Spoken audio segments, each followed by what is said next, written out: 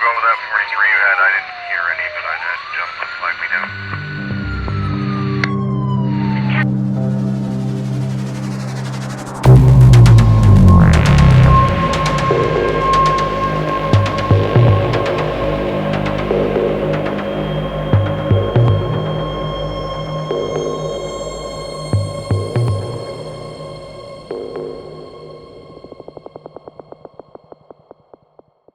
In 2022, Currin Reed was charged with murdering a Boston police officer.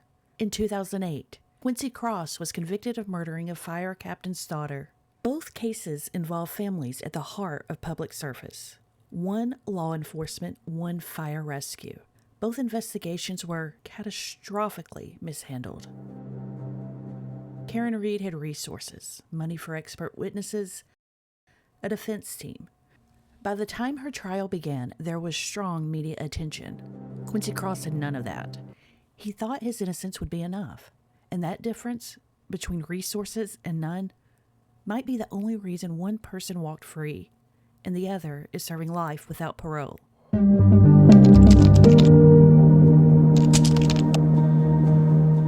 Officer John O'Keefe was a 16-year veteran of the Boston Police Department, respected, dedicated, a father to his niece and nephew.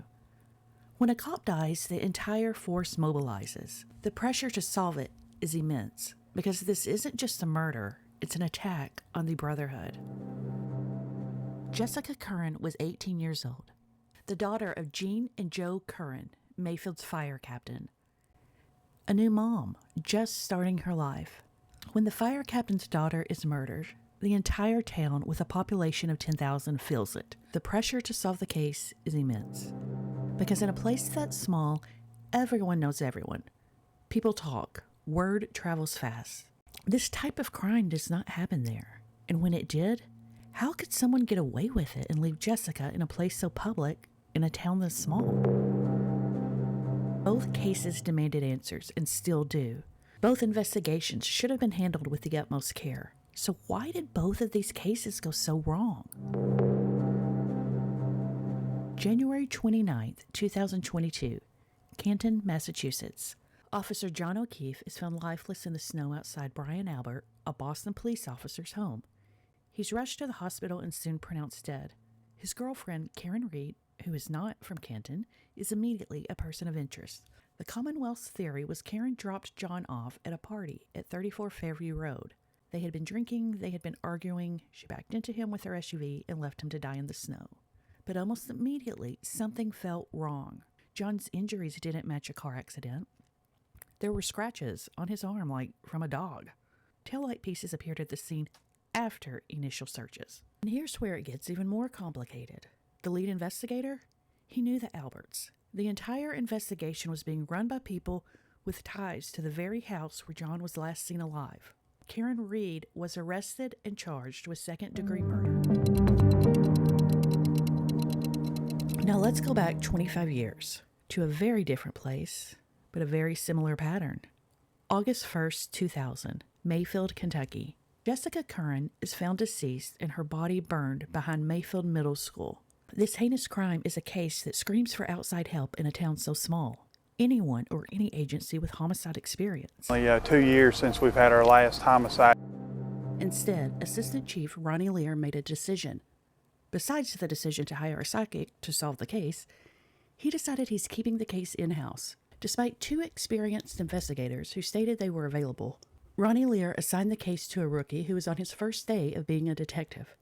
Someone who had never worked a murder in his life and was completely set up to fail. The day that they found her body was the day I was made a detective. He came to the house and told me and my wife that he had absolutely no experience and he didn't know what he was doing. And he don't know why they put him on the case. On the day that he assigned you to the Jessica Currin murder investigation, did you feel like you were qualified to handle that investigation? Absolutely not. In Canton, even with a full team and resources, the O'Keefe case fell apart. In Mayfield, a single rookie was expected to solve one of the most brutal murders the town had ever seen.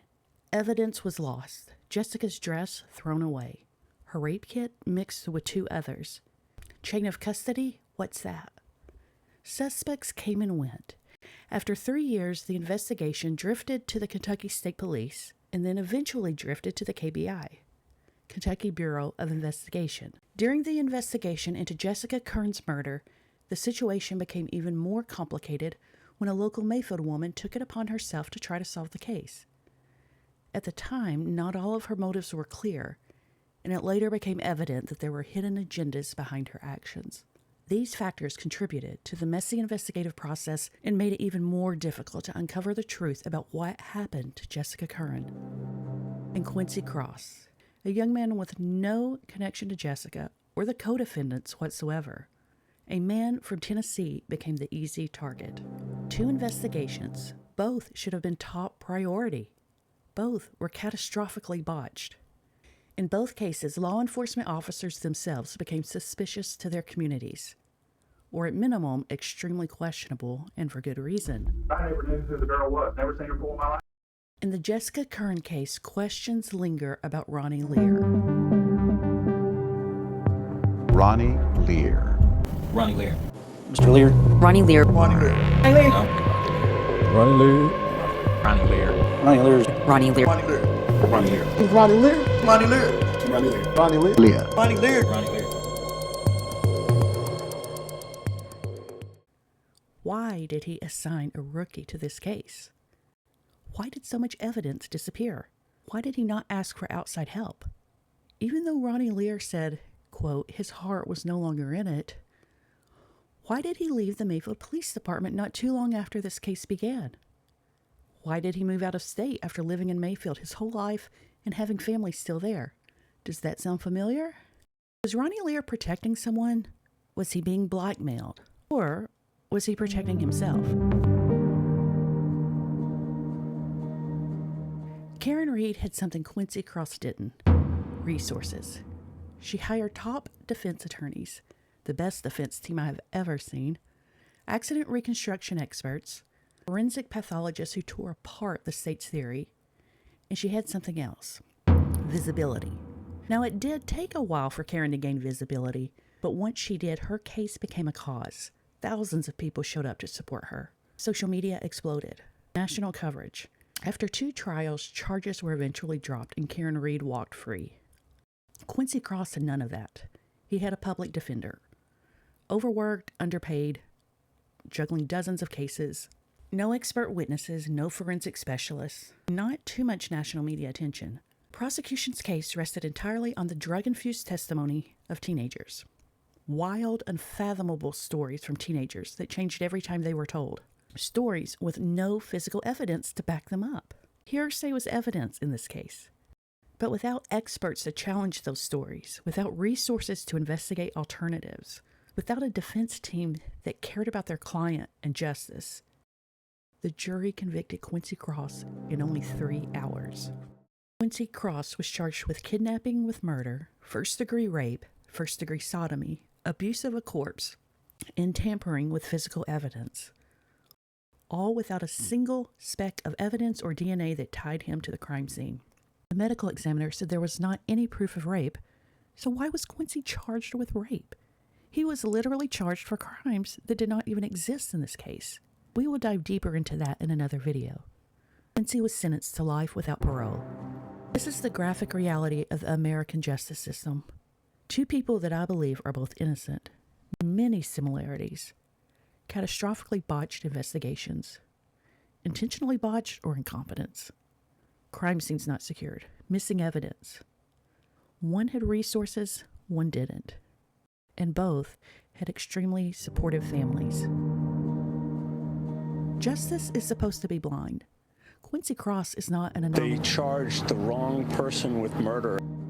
The Innocence Project has documented thousands of wrongful convictions, and a pattern emerges. Wealthy defendants can fight back. They hire experts, they investigate, they appeal, while defendants without these resources get buried.